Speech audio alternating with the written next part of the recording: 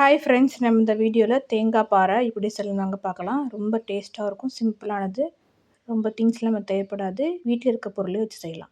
First வந்து ஒரு பவுல் அளவுக்கு 1.5 மூடி அளவுக்கு நான் தேங்காய் எடுத்திருக்கேன். அப்போ தான் கணக்கு வச்சுக்கோங்க, அப்போ தான் நமக்கு ஈஸியாக இருக்கும். ஒரு பவுல் கரெக்டாக இருந்துச்சு. இதை நேவாது மாரி கொஞ்சம் கொஞ்சமாக நுணுக்கி எடுத்துக்கலாம். நைஸாக அரைச்சிக்கோங்க, அப்போ தான் அந்த திப்பு திப்பையாக இருக்காது நமக்கு. இப்போ அதே கப்பில் ரவா கொஞ்சம் எடுத்திருக்கேன். ஃபஸ்ட்டு வந்து குக்கரில் ஒரு வெயிட்டான பாத்திரத்தில் வந்து ரவையை வந்து லைட்டாக வந்து வறுத்துக்கோங்க. சிம்லேயே வச்சு நல்லா வறுத்துக்கோங்க, தீய விடாமல். லைட்டாக வாசனை வந்ததும் நீங்கள் வந்து ஆஃப் பண்ணிடலாம். சிம்லேயே வச்சு நல்லா வறுத்துக்கோங்க, ஒரு 2லேருந்து 3 நிமிஷம். அதை தனியாக ஒரு பவுலில் கொட்டிக்கோங்க.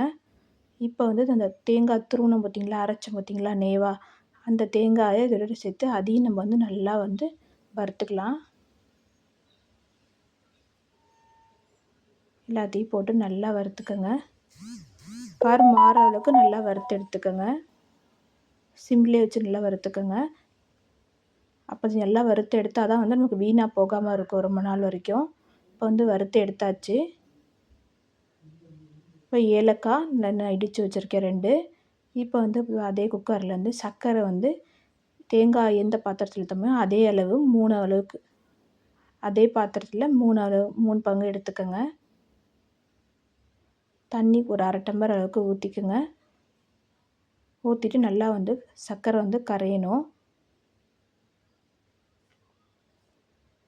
இது வந்து நல்லா கிண்டி விட்டே இருங்க.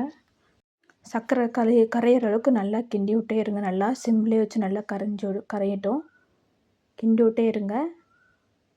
இப்போ வந்து ஓரளவு நல்லா கரைஞ்சிருக்கு, நமக்கு சர்க்கரை நல்லா கரைஞ்சிருச்சு பாருங்கள். இந்த அளவுக்கு நல்லா வந்ததும் ரவையை வந்து நம்ம போட்டுக்கலாம்.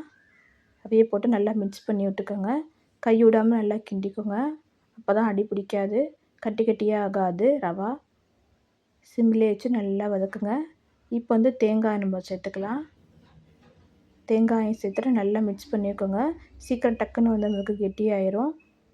தேவைப்பட்டால் கொஞ்சமாக நெய் சேர்த்துக்கோங்க. நெய் நீங்கள் தாராளமாக சேர்த்துக்கலாம், நான் கொஞ்சமாக சேர்த்துருக்கேன். ஒரு பிளேட்டில் வந்து பெரிய பிளேட்டில் வந்து தாராளமாக வைக்கிற மாதிரி எண்ணெய் தடவி நல்லா வச்சுக்கோங்க ஃபஸ்ட்டு. இது நல்லா ஓரளவுக்கு நமக்கு வந்து நல்லா வெந்துடும், இந்த சூட்லேயே நமக்கு வந்து வெந்துடும். இப்போ வந்து ஓரளவுக்கு நல்லா வெந்துருச்சு. நீங்கள் வந்து இதோட வந்து பாதாம், பிஸ்தா இதெல்லாம் நீங்கள் சேர்த்துக்கலாம், அது உங்கள் விருப்பம் தான். நான் தனியாக பிளேட்டில் வந்து நெய் தடவி வச்சுருக்கேன். இப்போ வந்து அதோட இது வந்து எல்லா இடமும் ஸ்ப்ரெட் பண்ண மாதிரி நல்லா சுற்றி வந்து தேய்ச்சி விட்டுக்கலாம். அப்போ தான் நமக்கு வந்து சீக்கிரம் வந்து நமக்கு ஆறும். ஒரு 10 நிமிஷம் நல்லா ஆறட்டும். ஈவனாக எல்லா பக்கமும் ஈவனாக வர மாதிரி நல்லா அமுக்கி விட்டுக்கோங்க. இப்போ 10 நிமிஷம் கொஞ்சம் ஆறுனதும் லைட்டாக சூடு இருக்கும்போதே வந்து கத்தியை வச்சு நம்ம வந்து கோடு போட்டுடலாம்.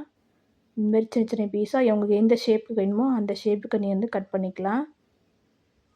நான் வந்து சும்மா ஸ்கொயர் ஷேப் தான் கட் பண்ணியிருக்கேன், அவ்வளோதான். இப்போ ஒரு 5 மினிட்ஸ்க்கு அப்புறம் நம்ம பீஸாக நம்ம எடுத்தோம்னா அழகாக ரெடி ஆகிடுச்சு தேங்காய் பாறை. நீங்களும் வீட்டில் இதேமாரி ட்ரை பண்ணி பார்த்துட்டு எப்படி இருந்துச்சுன்னு கமெண்ட் பண்ணுங்கள். Thank you friends.